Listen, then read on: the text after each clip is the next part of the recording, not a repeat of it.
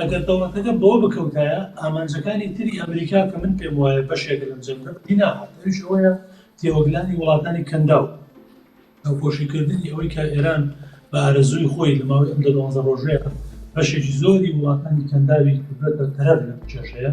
ئەمە من پێم وایەکی بوو لە ئامانجەکانی ئیسرائیل و ئەمریکا بە دیدی ئەوەی کە لە سەرەتای هاتنە سەر حوکمی کۆماری ئیسلامی بە جۆرێک لە جۆرەکان مەلەف ئیدارەدانی مەلەف ئێران لەلایەن ڕۆژئاوا بە گشتی ئەمریکا و ئیسرائیل بۆ ئەوە بوو کە وڵاتانی عەرەبی و جیهانی یەکێکە دان بە ئیسرائیل بنێن و ئیسرائیل قبوڵ بکەن. ئەو 40-50 ساڵی ڕابردوو وڵاتانی عەرەبی لە دۆخێکی پڕمەترسیە بوون لە بەرامبەر بە ئێران و ئێستا نەتیجەی بینین هەمویان تا ئەندازەیەکی زۆر ئیسرائیلیان قبوڵ کردووە. ئێستا گەیشتوونەتە سەردەمی قبوڵکردنی هەژمونی ئیسرائیل بەسەر ڕۆژهەڵاتەوە.